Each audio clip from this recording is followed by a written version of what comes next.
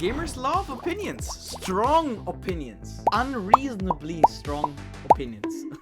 That's why today, ladies and gentlemen, I went digging through the internet to find the most ridiculous gaming takes I could possibly find out there. Once again. Yeah, let's jump right into the Reddit sea.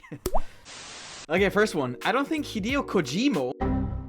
Hideo Kojima! Kojima, ne prego! Death Stranding! Kojima, dude, love it. Anyway, I don't think Hideo Kojima is a visionary really at all. That's a toughie, dude. I think he's only produced 2, maybe 3 genuinely great stories. His stories are usually a jumbled mess. Yeah, hot take.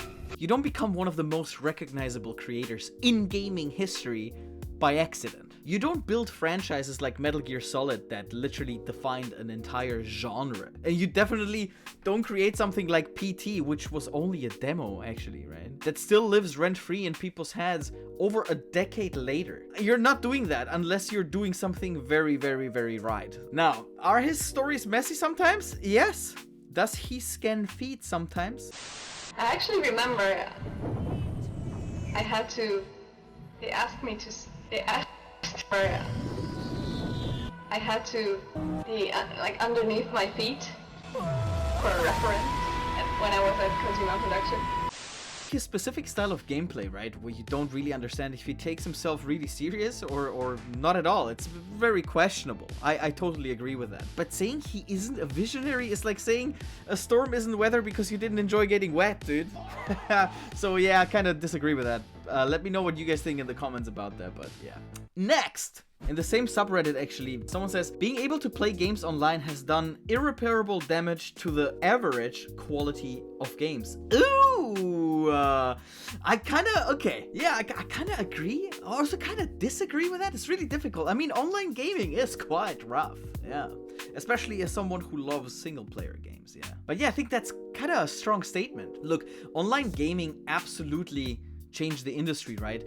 Microtransactions exploded and basically ate us alive. Then live service models became a thing. And my worst thing is that some games can now launch half finished because developers know they could patch them later on. But we have to look at both sides of the coin, right? Is that something you say, actually? The hours and moments I poured into Apex and Valheim together with my friend are one of the best memories I have. Oh my god, voice crack. Best. If you think about titles like World of Warcraft, they didn't just sell well, they created entire social ecosystems, right? The problem is that when you produce more games than ever before, you also produce more bad ones. That's math, that's not tragedy. So no, online gaming didn't ruin games, but it definitely removed the safety rails for better and for worse, I guess. Let me know what you guys think. Next! Breath of the Wild's weapons breaking mechanics sucked. And I'll never buy Tears of the Kingdom because they kept that in. Ooh. I love these ones today, dude. 100% agreed. The weapon durability system in Breath of the Wild was one of those ideas that probably really sounded brilliant on paper. It was like, yeah guys, let's do this. But I also feel like it's one of the game mechanics that adds this artificial playtime to the pool. You know what I mean? It sometimes felt like your weapons were made of wet cardboard or whatever they were made from. I hated finally finding a cool weapon, being too scared to use it because, you know, I was saving it for this perfect moment. And then I suddenly finished the game with it and it's still in my inventory. But I wouldn't boycott Tears of the Kingdom over one mechanic. I mean, I haven't even played it yet, which would make that a pretty dramatic stand, actually. But from what I've heard, the sequel gives players more control over the durability with this kind of fusion system that's going on. But yeah, either way, okay? Weapon breaking is a very tricky topic, so I think we should move on from that. Games need demos, not cinematic footage or some YouTuber let's play. Hey! Interesting. That, I don't know, is that a hot take? Either way, I definitely want to say something about this. There was something special about the old days of buying a gaming magazine. You guys remember that? Where you know, rushing home, your backpack hits the floor, you're popping in that demo disc. It was like treasure. Like no marketing buzzwords, like no 40-minute breakdown video, you know, that was crazy. You just played the game and you decided for yourself, oh, I really want this, right? Honestly, the industry would probably benefit in general from bringing that back because demos create pressure. They force studios to show a polished slice of the actual experience that you're getting when you're buying the game. Also, I kind of love the idea of a modern indie game magazine. That would be so cool, you know, and it would include like these playable demos. Oh my god, business idea. In the same thread, I found this one right here. Elder Scrolls 6 is probably going to fall flat compared to expectations. As cool as Skyrim is, I'd imagine for the average person, it's hard to invest in a story or experience that takes roughly a fifth or fourth of their lifespan to release. Yeah, I never thought about it that way, dude. That is actually crazy. I can definitely see the logic here, dude. I mean, when a game takes this long to release, it stops being just a sequel, right? It starts to become this legend.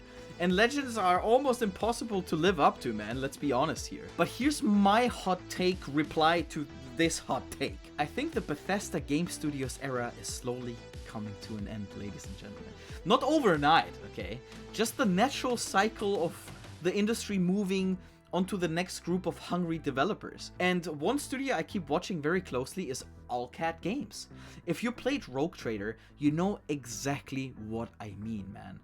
That game sticks with you. The writing and the systems, the sheer confidence of it is crazy. It feels like a studio that still has something to prove, you know, which is usually when the best work happens. Now they're working on The Expanse. Have you guys seen that? Shifting into this third person, more cinematic style.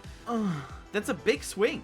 That's the kind of swing studios take when they're ready to level up, baby. So imagine this for a sec. A studio that already mastered deep sea RPG systems, suddenly applying that same design philosophy, right, to a more accessible, story-driven, Mass Effect style experience. Holy banana pants. Maybe even pushing towards something bigger, more open maybe, more ambitious maybe.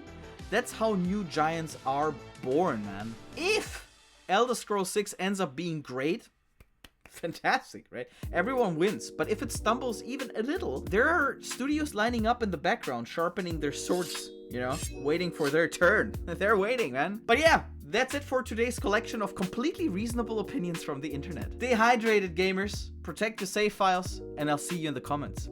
Bad Gamer out.